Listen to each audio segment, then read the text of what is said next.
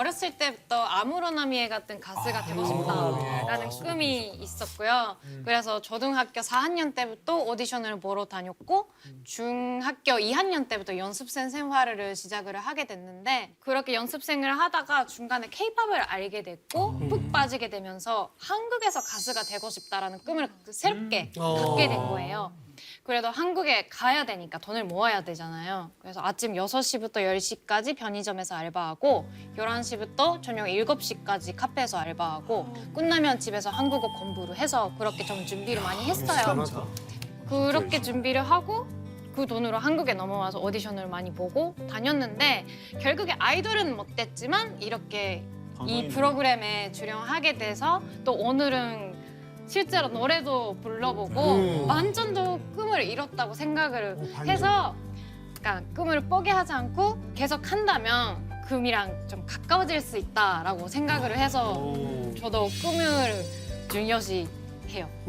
타일러는 난 진짜 궁금하다. 저도 사실은 로즈 씨가 말씀하신 거랑 좀 많이 의견이 가까운 것 같아요. 어느 선택을 하느냐가 중요하다고 하기보다는 어떻게 선택하느냐가 더 중요한 것 같은데 우리가 하도 이 꿈을 너무 크게 생각하는 것 같아요. 항상 꿈을 꾼다면 막 뛰어들어야 돼요. 모든 거 다 포기해서.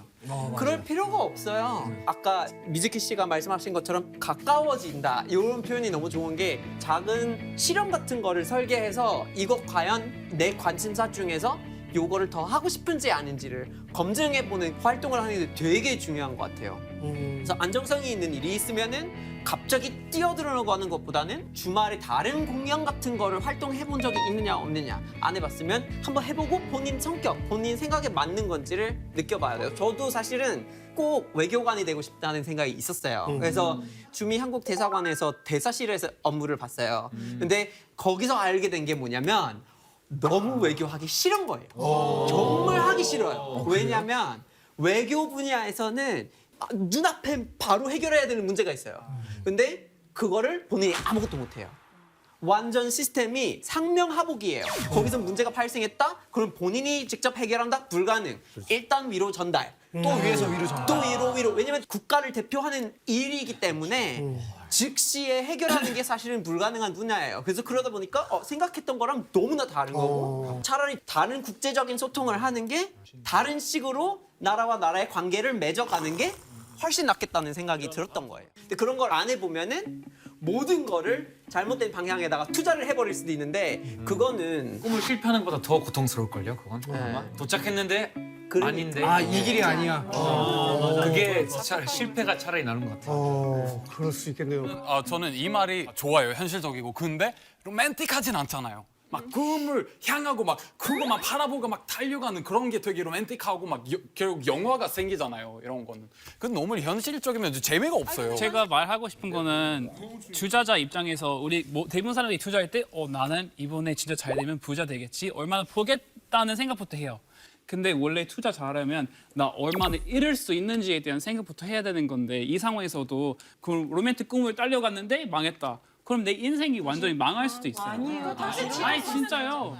그래서 여기에 대해서 근데 현실적으로 생각하면 이제 미래에서 제일 후회되는 부분이 그거잖아요. 이거 약간 해보지 않았던 일, 제일 후회되는 일이 되고 해봐서 약간 잘 못됐다. 그거는 그렇게 많이 후회되지 않아요. 저는 사연 딱 들었을 때 나이가 30이잖아요. 만약에 20대 초반이나 중반이면 저는 한번 해봄직하다고 생각을 하는데 30은 나이가 많기 때문에가 아니라 10대 후반부터 뮤지컬이 자기 인생의 전부인 사람들이 있어요. 그 뮤지컬 배우들. 너무 많죠. 20대 초반, 중반 그냥 계속 오디션 보고 자기 훈련하고 늘 노래 연습, 춤 연습 이거를 계속 해온 사람들이 어마어마하게 많이 있기 때문에 지금 30살에 어렸을 때부터 꿨던 뮤지컬 배우 한번 해볼까? 막상 그 자리에 가면 그 10몇 년 동안 계속 훈련을 했던 사람들과 경쟁을 해야 되기 때문에 그때 더 큰 상처를 받을 수 있으니 저는 좀 다른 식으로 취미 활동을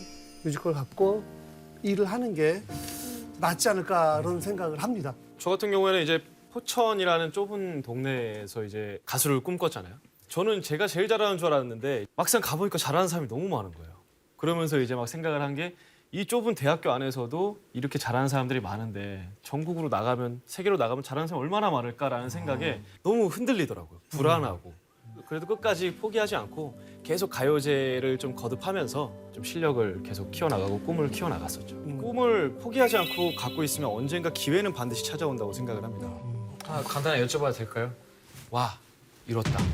라고 생각한 순간 있어요? 그 꿈을 이뤘다. 네, 있었습니다. 그 순간이 언제였어요? 아마 그때 2011년 정도였었던 것 같아요.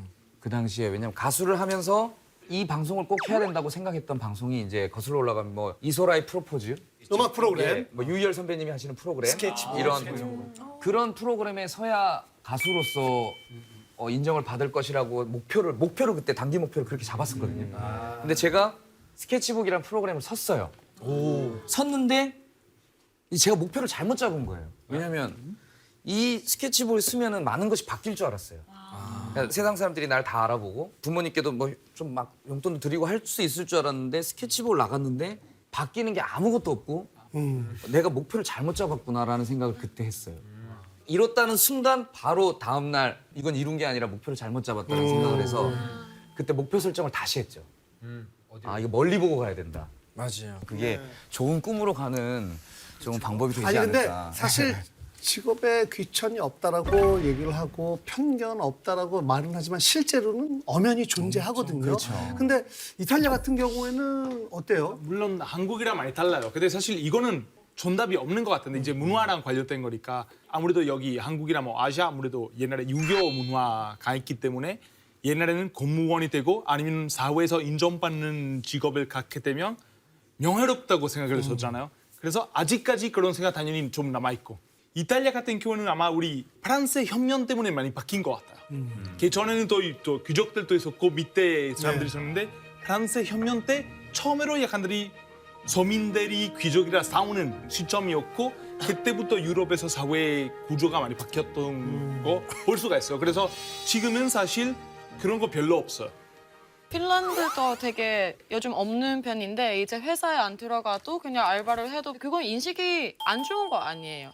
왜냐하면 약간 그것보다 안 좋은 거는 그냥 이제 정부에서 지원금만 받고 그렇게 사는 거는 훨씬 더 안 좋게 보니까 그나마는 회사 다녀도 알바해도 뭐 뭘 해도 그냥 세금만 내면서 살면 훨씬 더 좋다고 생각하고 핀란드에서 이제 24시간 마트에서 야간 일을 하면 시급 한 20유로? 그래서 26,000원 정도로 받을 수 있는데 그래서 충분히 그런 거를 해도 되고 그거는 막 민망하지 않고 부끄럽지도 않고 그냥 좋다고 생각하고 우리나라에서 이제 산나마린이라는 사람이 있는데 그분이 이제 마트에서도 캐셔로 몇 년 동안 일을 했고 그렇게 하다가 이제 지역 정치에 들어갔고 국회의원에 들어갔고 이제 핀란드의 최연소 여성 총리로 이제 뽑게 됐어요. 그래서 이제 이거는 국제적으로도 되게 화제돼가지고 그것 때문에 뭔가 직업은 편견이 필요하지 않은 것 같고 그냥 뭘 해도 다른 것도 될 수도 있고 그런 거니까 판단하는 것 좀 프랑스는 필요 없어요. 어때요? 이런 프랑스는 편견. 일단 지식에 조금 욕심이 많은 편이라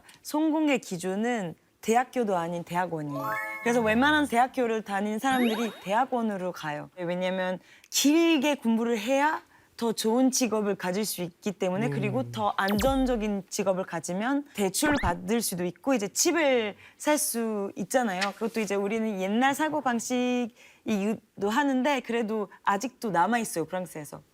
근데 꿈에 대한 또는 진로에 대한 교육이 없거든요. 그것 때문에 왜냐면 사람들이 빨리 이제 졸업하려고 해요. 빨리 졸업해야 빨리 안정적인 인생을 살 수 있기 때문에. 그래서 그것 때문에 이제 한 설문조사에서 학생들이 대학교를 들어가면 80%가 진로를 이제 잘못 선택했다라고 나오고 또는 어떤 직업을 가져도 그 직업의 후회감이 너무 커요 프랑스에서. 그것도 이제 교육이 안 돼 있어서 그것 때문에라고 볼 수 있어요. 사실 우리나라는 직업에 대한 편견이 좀 있고 진로를 잘못 선택하지 않기 위해서 어릴 때부터 학교에서 그 진로 적성 검사를 하잖아요. 그쵸.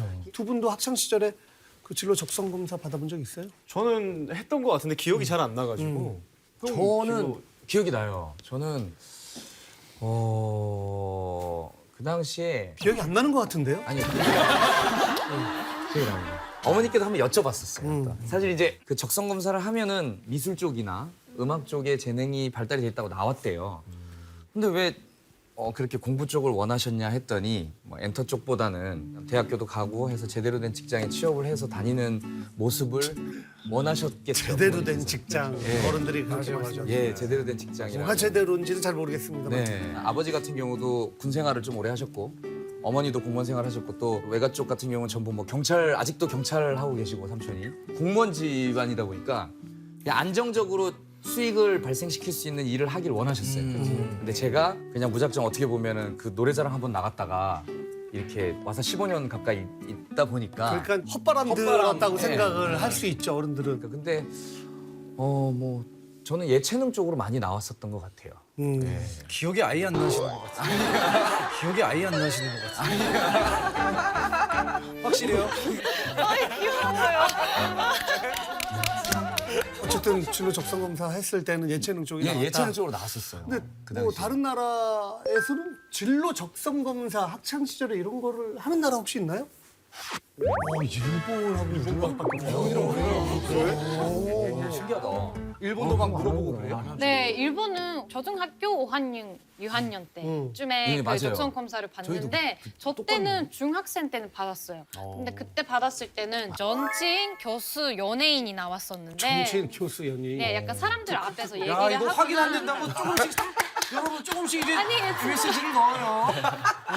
진짜로 아니, 그 진짜 나왔어요. 그렇게. 그래서 그때는 당시에 제가 또 연습생 준비를 했었던 시기니까 아 연예인이 나랑 잘 맞구나라는 생각을 했었는데 아무래도 한국이랑 일본은 약간 사람의 유형을 어떤 카테고리에 규정 지어야 약간 안심되는 문화가 있기 때문에 맞아. 그런 적성 검사를 받고 또 그거를 신뢰하는 것 같아요. 카테고리. 조셉이 들을 때는 좀 이해가 안 되는 측면이 있죠. 네, 이해가 안 되는 건데 저 개인적으로도 이해 안 되고 미국 사람 입장에서도 이해가 안 돼요. 우리는 학교 때 이런 적성 검사 받는 것도 없고 우리가 이거 받는다고 했을 때 말도 안 된다고 생각할 거예요. 그 이유는 미국 사람들은 이 하나의 길로 가야 된다는 너무 좁은 문을 만든다는 게 자체가 뭔가 이상하다. 우리랑 진짜 미국의 자유, 미국의 뭔가 너가 하고 싶은 거 여러 가지 해보면서 너한테 제일 맞는 거 해라는 그런 정신이랑 너무 모순이 되는 것 같아요. 그런 약간 기준에 맞춰야 한다는 거, 나를 거기에 끼워 맞춰가지고 내가 가두어진다는 느낌? 이런 거를 한 번 받으면 불이라고 생각을 해서 되게 격한 반응이 있는 것 같아요. 미국 사람들은 그거 안에서 나와야 된다고 생각을 하는 게 좀 센 것 같아요. 그렇죠. 진짜 없네. 이탈리아도 뭐 없죠. 적성 검사 없고 제가 한국에 오기 전까지 뭔지도 몰랐어요 사실. 진짜. 없고 진로 교육도 없고. 근데 우리 진로 선택하기에 도움되는 게 그거인 것 같아요. 우리 중학교 때부터 철학 공부 많이 해요. 그거 통해서 도움이 많이 되는 것 같아요. 결혼 철학자 공부하면서 진짜 뭐 인생의 목적이 뭐냐, 뭐 행복이 뭐냐 이런 질문도 자꾸 하고 얘기하니까. 아니 근데 우리나라는 중학생 때부터 진로를 정해야 대학 진학에 유리하거든요. 구조가 그렇게 돼 있어요. 좀 다른 나라에서는 보통 진로를 언제 정하나요? 조셉? 미국 같은 경우에는 한국이랑 너무 다른 거예요. 미국에서는 대학교 들어가면서 독립할 때 해요. 이것이 어떻게 하냐면 미국에서 무결정과 있다는 거 있거든요. 이것이 어떻게 하면 undecided major이라고 해서 제가 대학교 들어갈 때 그냥 대학교뿐 지원하는 거지 과같이 지원하는 건 아니에요. 미국에서는 그냥 대학교 들어가면서 교양 수업 있잖아요. 뭐 음악도 듣고 다 문화도 듣고 다 들으면서 나랑 맞는 것이 뭔지 알아보는 시간을 가지는 거예요. 그때. 그래서 이 모든 교양을 들은 그때 나는 이런 거 되게 좋아했고 잘하는 것 같아서 나 이 메이저 이 과를 선택하겠다고 하고 그렇게 들어가는 거예요. 근데 스웨덴도 갭이 같은 사바소라는 거 있어요. 그리고 그거는 대학교 입학하기 전에 1년 동안 자기 자신만을 위한 시간을 갖는 거예요. 뭐 여행을 갈 수도 그렇죠. 있고. 그러니까 여행도 하고 여기저기 일도 해보고 체험을 하면서 경험을 쌓는 거죠. 근데 이거는 거의 당연한 거예요, 스웨덴에서는. 왜냐면 고등학교 졸업하면 뭘 하고 싶은지 모르잖아요. 예, 그래서 저도 이런 갭이를 보냈어요. 저도 공장 일도 좀 하고 한국에 와서 유학도 했어요. 그리고 뭐 유학 와서 막 한국의 매력에 빠지게 되고 이 갭이를 덕분에 지금 다시 와서 여기서 계속 살고 있잖아요. 그래서 그런 거 보면은 이런 갭의 이 시기가 되게 중요하잖아요. 꼭 가져야 된다고 생각해요. 저 일단 저는 안 했는데 저희 막내 동생 원래 화학고등학교 나왔는데 1년 동안 아르헨티나에 가서 목수 공장에서 일을 했어요. 근데 아르헨티나 가니까 스페인어도 배우고 영어도 배우고 갔다 와서 자기 화학 아니다라고 하고 회계학 공부하기 시작했는데 잘 된 거예요. 졸업하고 되게 대기업 들어가고 돈도 잘 벌고 잘하고 있어요.